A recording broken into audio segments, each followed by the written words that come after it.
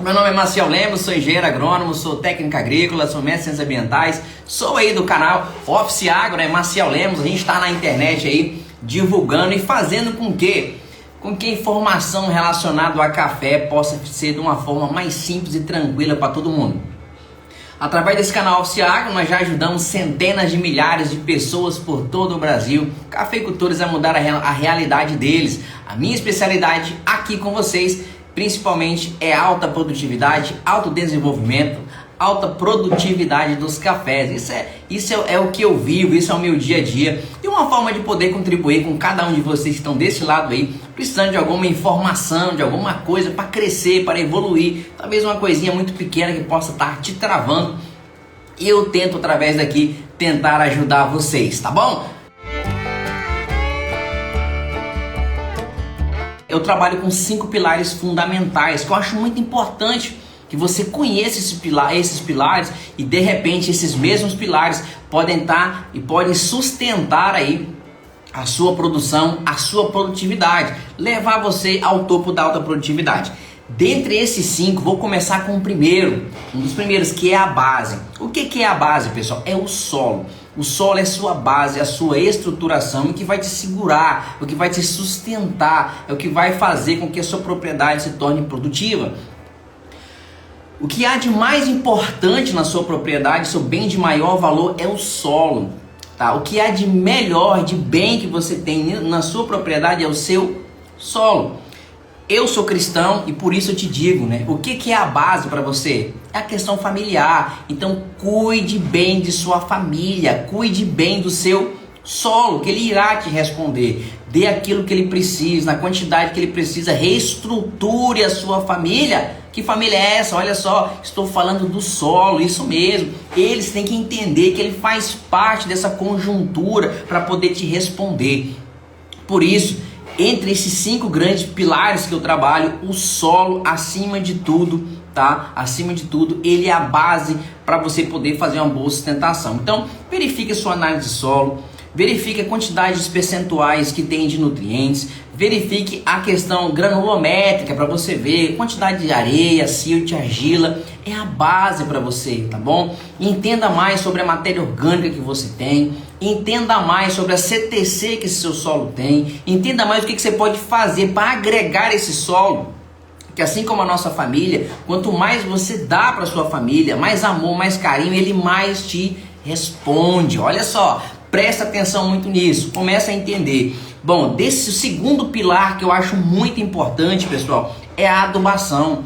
O que a adubação ela condiz o que para você na sua vida? É a sua alimentação. Se você se alimenta mal, fora de hora, você tem um baixo rendimento, uma baixa produtividade. Não é diferente com a planta. Você tem que saber a quantidade de adubo, saber quando adubar, onde adubar, por que adubar, quais as dosagens você precisa de adubo, quais são os adubos essenciais em cada fase, em cada momento. Quando a gente fala de momento, pessoal, eu estou falando com vocês aqui de questões fisiológicas. Neste momento a planta está florando, o que eu tenho que conceder para essa planta? Neste momento é pós-florado, o que eu tenho que conceder para essa planta? É a mesma coisa da alimentação. Não tem como você ir para uma academia, morrer de malhar, chegar aqui e querer comer muito pouco ou se esbanjar numa feijoada. Não, você tem que ter um negócio regrado. É difícil? Claro que não, claro que não. Você só tem que entender. Tá? Porque quem aprende não depende. Então já falei do segundo ponto, do segundo pilar muito importante do qual eu trabalho. Um é o solo. O segundo ponto, a nutrição. Outro ponto importantíssimo para sustentar tudo isso para vocês é manejar. Quando eu falo manejar, pessoal, é você tratar, é você entender na sua família.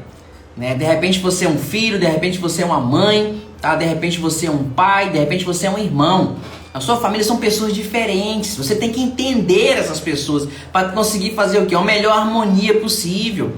Você tem que manejar essas coisas, agradar a esposa lá com um buquê de flores, levar para jantar, né? Dar uma alimentação diferenciada, porque um filho lá ele tem problema com lactose. o outro precisa mais de cálcio. Então não é diferente com as plantas no manejo dela. Número de haste dessas plantas, qual espaçamento é melhor para essas plantas, qual o sistema de irrigação é melhor para essa planta, qual o sistema de nutrição é mais eficiente para essa planta. Isso é manejo. Quantas hastes eu irei deixar por hectare e quantas hastes por planta? O que essa planta mais necessita de nutrição por planta? Que planta? São clones diferentes, variedades diferentes. Isso é importante na tomada de decisão. Olha só o que eu estou falando, o pequeno terceiro pilar de sustentação disso que a gente já trabalha há 20 anos, que vem dando sucesso.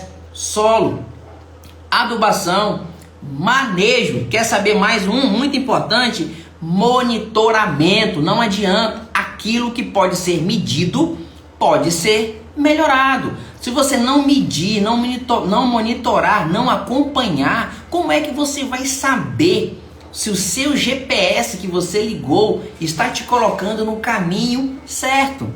Tem uma parada muito massa. Eu falei para vocês, eu sou cristão, que diz o monitoramento é o seguinte: vigiai e orai. Se você não vigiar aquilo que está lá, não monitorar a praga, não monitorar a doença, não monitorar a água, não monitorar custo, olha isso tudo, cara. Coisas simples de serem feitas, né? Se você não monitorar controle de formiga, olha isso, não monitorar a presença dos seus funcionários, cara, isso é importante, tá? Então, olha só, já falamos aí sobre solos, já falamos sobre nutrição, já falamos sobre manejo, falamos monitoramento. E agora, para mim, não é porque o último é o menos importante, que para mim é o mais importante de tudo. Você pode fazer isso tudo com total eficiência, você pode fazer isso tudo, se dedicando, pode fazer isso tudo, mas se Deus não estiver, presta atenção que eu estou te falando, se Deus não estiver no seu barquinho, você pode remar o quanto você quiser, a quantidade de água vai entrar e seu barco vai afundar. Coloca um propósito, entra com propósito com Deus, tá? Coloca Deus dentro do seu barquinho, dentro da sua casa, dentro da sua lavoura, que senão você pode fazer isso tudo. Uma boa adubação, um bom manejo de solo, um bom monitoramento e ainda assim as coisas desandarem. Beleza? Fechou? Esse recadinho que eu queria deixar para vocês. Espero que alguma coisa dessa faça sentido para vocês. Esse é os 5 pilares que a gente trabalha dentro do treinamento Grão de Ouro, dentro da mentoria. Sempre vai ver falar de Deus. No seu caso, se não for Deus, pode ser que é espírita às vezes, é budista, é muçulmano, não tem problema, tá? Apegue-se a alguém, apegue-se a alguma coisa para você ter mais sucesso. Você sabe dizer alguma coisa sobre o clone pirata? Cara, o clone pirata é um clone do Espírito Santo, é um clone mais arrobustado, é um clone que tem respondido bem à produtividade, porém, a gente ainda sente dele, pelo menos alguns produtores ainda sentem dele algumas sensibilidades, principalmente relacionado à seca, tá bom? É um clone que, se não me falha a memória, também é um clone precoce, tá bom? É um pouco que eu sei desse clone. Tem produtores que adoram ele no Espírito Santo, e no sul da Bahia tem produtores que não gostam dele, tá? Então aí eu te aconselharia você plantar um pouco para você identificar em qual lado você está, dos que gostam ou dos que não gostam, tá bom? Estão perguntando se consegue controlar aí fungos através do Symbol, tá? Ferrugem. Eu tô olhando aqui, pessoal, qual que é o princípio ativo dele. Não sei se é tubeconazol, para mim já poder dar uma respondida, tá bom? Nesse contato triazol, tá bom? Isso mesmo, tubeconazol é triazol. Olha, não te aconselho, tá? Não te aconselho. Eu ainda não sei se ele tem recomendação aqui, deixa eu dar uma olhada aqui, mas não te aconselho não, tá bom? Te aconselho a aplicação via foliar, tá? Inclusive as caudas deles, que são indicadas, todas são via foliar. Então, te indico ele a não fazer via solo, a fazer via foliar. De repente, se a concentração dele fosse um pouquinho maior, daria certo. No caso do atraso da colheita, show de bola, de café. Posso iniciar a nutrição após a colheita, antes do término, será? Cara, é muito importante deixar essa planta descansar, né? É importantíssimo isso, porque senão você pega uma planta de um estado que já vem, né, debilitado e volta com ela, né, à produção novamente. Você acaba comprometendo o quê? A longevidade dela. Quando eu falo em sustentabilidade, pessoal, um pouco é sobre isso, tá? A longevidade dessas plantas acaba sendo diminuídas, porque você acaba esgotando mais. Quem trabalha com gado entende um pouco mais do que isso quando a gente fala, por exemplo, assim, você pega uma novilha e cobre ela muito cedo. Você vai ter um bezerro muito grande numa novilha muito pequena. Isso acaba prejudicando, né, o desenvolvimento, né, e a longevidade desse animal. Não é diferente para as plantas. Quando você não deixa ela descansar e você retorna diretamente já com a nutrição, com a água, por exemplo, né, com a própria irrigação, vem outro segundo problema. A planta pode ter problema de florada, entende? Porque ela precisa passar por um estresse hídrico para ela poder florir, porque ela vai entender que ela vai morrer, então ela vai pegar parte das energias dela que estão acumuladas, vão enviar para aqueles pontos, né, quando a temperatura baixar, quando tiver água no solo, e ela vai florir para quê? Para perpetuar, para deixar novos indivíduos no planeta, né? O homem, quando quer deixar indivíduos no planeta, ele leva a patroa para viajar, leva para um motel, leva para tomar um vinho, namora e vai para cúpula, né? Vai copular. A vaca, né, e o boi é o seguinte: o boi olhou lá, a vaca vulva inchada, anda para lá, anda para cá, monta, deixa ser montada, escorre lá aquele líquido parecendo clara de ovo, né? Então o animal, no caso do boi, ele identifica que está pronto para passar por esse processo de cobertura, né, para deixar novos indivíduos. Já a planta não, quando ela entende que ela vai morrer, faltou água, muito calor e tal, ela corre em desespero e manda tudo para as flores para poder pegar. E aí tem outro grande problema, o terceiro problema disso é que você não pode ter nutriente suficiente armazenado nesta planta para poder ter um bom pegamento. O fato de florir bem não quer dizer que tem um bom pegamento. Pode pegar até muito bem. Vocês já viram isso algum dia já? Chegar lá no mês de janeiro, por exemplo, começar dezembro, começar a cair grãos, porque a planta não tem capacidade de fazer com que essa quantidade de grãos tenha um bom enchimento e começa a ter essa quantidade de perda por queda, tá bom? E aí vemos mais um outro problema. Olha só, estou colocando 4 problemas já conto nisso. Qual que é o quarto problema? O quarto problema está ligado à praga. E se você voltar com a irrigação, não diminuir a lâmina, a planta ela não vai parar, né? Fisiologicamente ela não vai parar. Por quê? Porque essa época agora as temperaturas são mais baixas, a umidade é mais baixa, então a fisiologia da planta muda também, o metabolismo da planta passa a ser mais lento. Quando você começa a injetar muita água nessa planta e volta o metabolismo dela, tentar voltar ao normal e faz a adubação, principalmente nitrogenada, você pega a cochonilha que está no solo e manda ela para cima. E o que acontece com isso? Aquelas subidas mais cedo da cochonilha. Minha cochonilha, minha propriedade subiu mais cedo. O que pode ter acontecido? Um pouco pode ter sido isso, tá bom? Então deixei 4 situações para você poder analisar você mesmo, que quer aprender não depende, ou com seu consultor, ou com seu técnico, qual vai ser a melhor estratégia que vocês irão tomar, tá bom? Essa pergunta que eu achei bem legal, respondi ela nos stories também, inclusive, né? Muito legal. Posso utilizar a mesma dose de nitrato de potássio em relação ao cloreto de potássio? Bom, ou seria maior ou menor? Bom, o que acontece? Quando a gente olha a maioria das formulações, a diferença é muito pouca, tá? Geralmente o cloreto, no modo geral, fica entre 60 e 62, é o que a gente mais tem visto, tá bom? E aí o nitrato, ele tá sempre ali na casa de 58, 59... Então, na verdade, não teríamos muita diferença, tá? Mas quando a gente fala em qualidade de produto, sim. Principalmente se você quer trabalhar com café especial, né? Cara, aí é melhor o nitrato, tá bom? O nitrato é bem melhor que o cloreto, tá bom? Ele tem Por que isso, Marcelo? Porque ele tem a concentração muito menor de cloro. E o cloro, ele faz com que a planta, né, nesse caso o grão, tenha um maior armazenamento de água nesse grão. E olha que coisa mais louca, às vezes você acha que esse grão vai ter uma resposta muito legal, quando você leva lá para o secador, deu um baixo rendimento. Já parou para pensar sobre isso? Eu lembro que uma vez, pessoal, olha, uma vez, não tem tempo assim não, tem menos de 2 anos, Eu falei que quem tá tomando café especial talvez desse uma mudada do cloreto para o nitrato, né? E aí o pessoal riu de mim. O que aconteceu com isso? Fizemos um café com mais de 90 pontos, foi segundo lugar no Com Café. Olha só, ué. Então, dá uma pensada também no que você está fazendo, avalie como é que tá os seus secadores, como é que tá o rendimento, tá bom?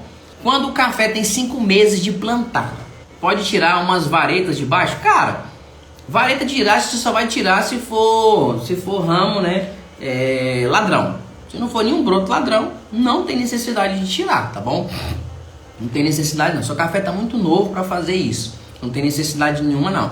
Essa fase, pessoal, de primeiro ano, é uma fase muito interessante, você não forçar demais, dar a quantidade suficiente que a planta precisa, trata essa planta pão de ló, pão de ló mesmo, há um ano é pão de ló. A partir de um ano você vai fazer o que? Você vai fazer uma nova análise de solo, vai verificar como é que está o estado nutricional desse solo, como é que está o estado nutricional dessa planta, faz uma análise foliar. Aí você, junto com o seu técnico, ou você mesmo, que quem aprende não depende, vai tomar a decisão. Qual decisão é essa? Que dependendo da época que você plantou, você vai saber se você vai apertar essa planta para ter uma produção legal de segundo ano. Alunos nossos aqui do treinamento, inclusive, fizeram 174 sacos por hectare, café com 2 anos. Já fizemos café com 140, 152 sacos de café com 2 anos. Mas isso é uma estratégia que você tem que montar, tá? O que você está querendo e qual que é a sua possibilidade. Por que eu falo isso? Porque às vezes tem questão financeira, tem a questão de mão de obra, tem a questão de longevidade da planta, que você acaba forçando um pouquinho mais, tem que fazer uma redução de haste um pouco mais cedo. Então essas coisas tem que analisar aí para tomar a decisão. Muitas das vezes o pessoal já quer sair de cara produzindo muito. Cara, mas tem que tomar um pouco de cuidado com isso, tem que avaliar. Dentro da mentoria mesmo, a gente está explicando algumas coisas para a galera lá, algumas coisas que já estão sendo mudadas, a gente já vem mudando tem uns 2 anos, por conta de crescimento de planta. Já aconteceu com você, por exemplo, de a planta crescer demais, ter muita folha e produzir pouco? Já aconteceu isso? Isso tem acontecido com você? Pois é isso que a gente trabalha justamente aqui para isso não acontecer. Para você não ter aquele problema, aquela planta bonita, viçosa, coloração dela, aquele verde bem intenso, né? As folhas bem crocantes, vamos dizer assim, né? E baixa produção. Café é grão, café não é folha, tá? Então tem que dar uma avaliada bem para você saber aí os momentos ideais e não forçar demais sua planta. Então eu não tiraria, tá? Não é para mim, as minhas mesmo eu não recomendo tirar. Adubo líquido é melhor que granulado? Não. Adubo líquido não é melhor que granulado quando a gente fala de café. Não estou falando de nenhuma outra planta, tá bom? Falando sobre café, a adubação líquida não é melhor que a adubação granulada. Por quê?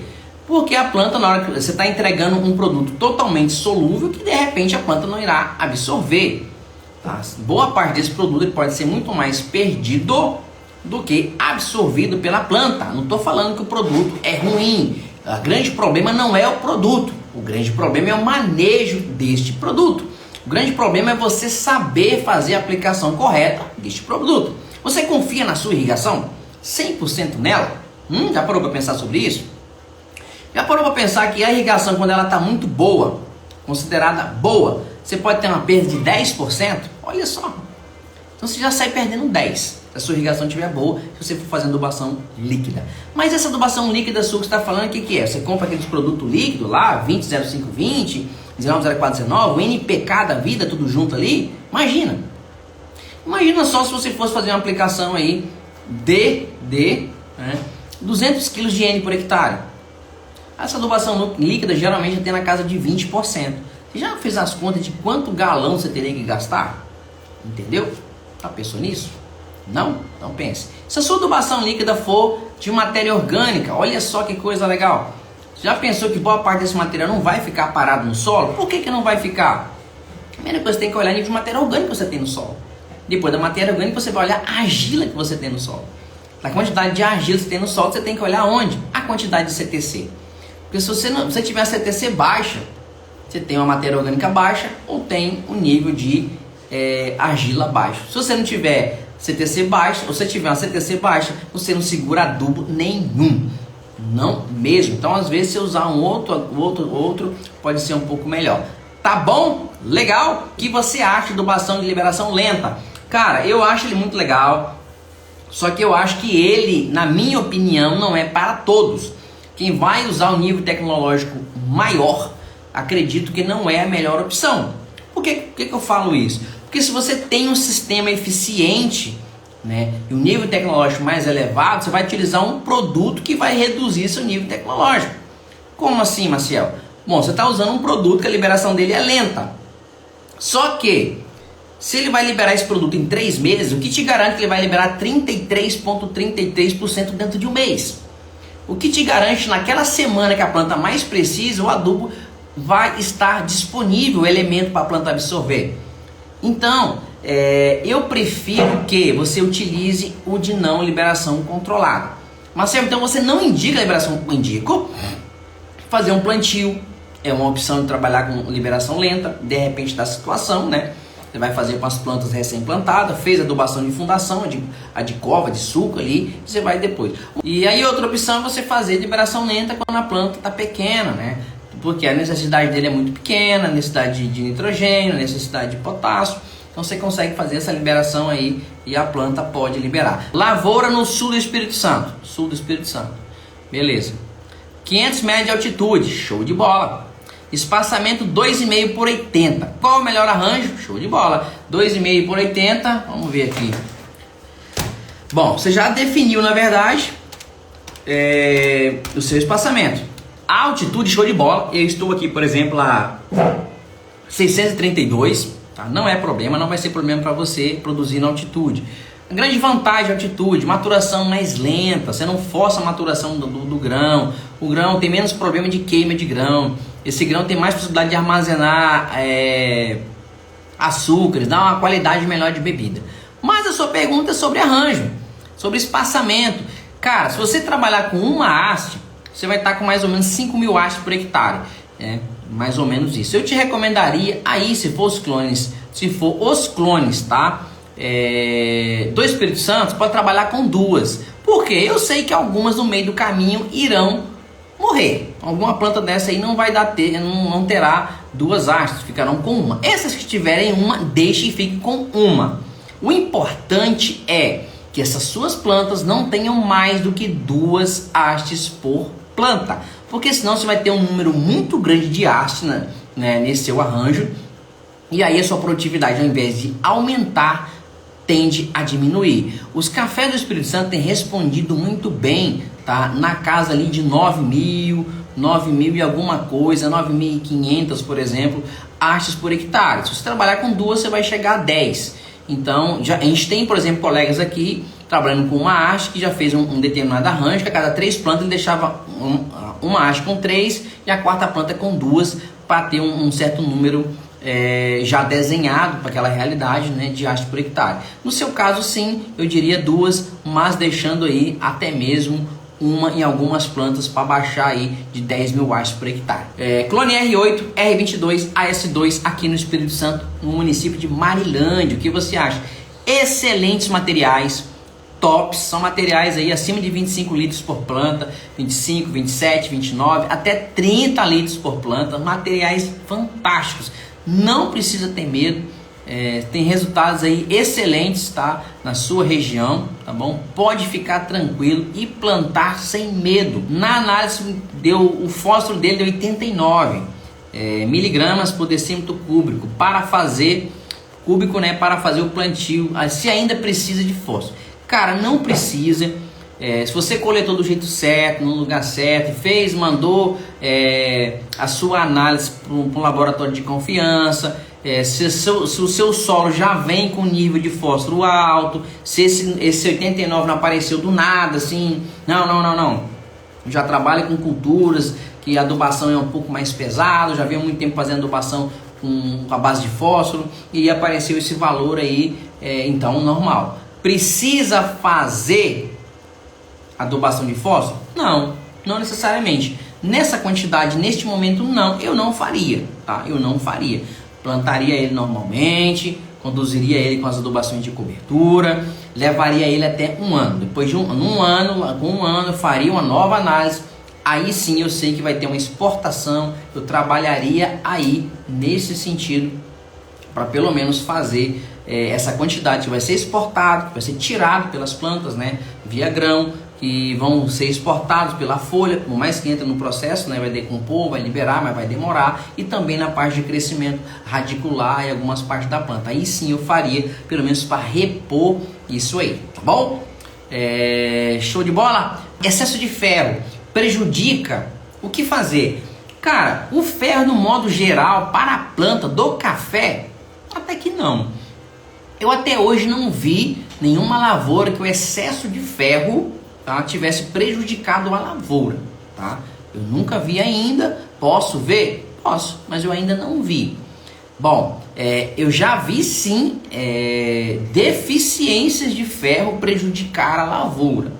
Aí sim eu já vi. Bom, o excesso de ferro, ele é muito prejudicial quando a gente para pensar a utilização da água que você vai fazer, principalmente se você tiver um sistema de irrigação localizado, né? Um gotejo, por exemplo. Aí você tem a formação de ferrobactéria isso que se forma dá um grande grau de entupimento dos seus bicos de gotejo. Então você pode fazer alguns sistemas, por exemplo, se o seu caso e o seu problema for relacionado na água para utilização na irrigação, de aumentar essa queda, tá? Bota ele para cair em cima de pedras, né? Ou em cima de cascalho. Tem um sistema de cascata que faz, cascata com areia. E aí quando ele começa, ele quebra e ele sai de ferro 2, né? De ferro 3 para ferro 2. E aí essa forma que ela tá, ela não é prejudicial, tá bom? Isso é uma possibilidade. Agora, para a planta em si, eu ainda não vi, você me desculpa, tá? Eu não sei te responder, que eu não vi ainda excesso de ferro que desse problema aí para a planta, tá bom? Show de bola? Se eu sei, sei. Se eu não sei, eu não sei. Não vou mentir para vocês, tá bom? Marcial, posso fazer hectare verdadeira em plantas de um ano? Cara, isso eu falo que sim, tá? Principalmente quando as plantas estiverem após 5, 6, 7 meses para frente, eu já recomendo. Há situações, inclusive, que você tem que fazer até mais cedo. Como assim? Se você tiver uma área, tá, e nessa área você está fazendo uma implantação de um café novo, e essa sua área mais velha, que tem um café, tiver com alta infestação de cochonilha, cara, você tem que fazer um café novo, tá? Você tem que fazer. Mas eu já ouvi falar que trava, diminui. Bom, você tem que entender que quando você vai fazer recomendação de controle fitossanitário, você tem 3 situações: nível baixo, nível médio e nível alto de infestação. Você não vai usar a maior dose numa planta pequena, né? O que você vai fazer? A infestação está baixa, é preventivo, você vai fazer uma dose menor. Porque se você não fizer, eu tenho alunos, por exemplo, dentro da mentoria, que já mostrou pra gente café com 3 meses de idade, ele arrancar a planta assim, e tá tudo branco, de ponta a ponta, de tanta cochonilha. Então o que acontece? Da onde essa cochonilha veio? Do café mais velho, que muitos, nessa situação especificamente desse aluno da mentoria, não era nem dele, era de um tio dele. O tio dele tinha um café velho meio que, não vou falar abandonado não, mas mal cuidado. A cochonilha saiu desse café velho e pulou para o café novo que eu tinha recém-plantado. Então, sim, eu te recomendo. Agora a dose, aí você vai quebrar essa dose no meio, tá bom? E aí você não necessariamente precisa aplicar os 2. Escolha um, se é o verdadeiro ou se é o hectare. Escolha um dos 2, repita com 90 dias e segue o plano. Beleza? Show de bola?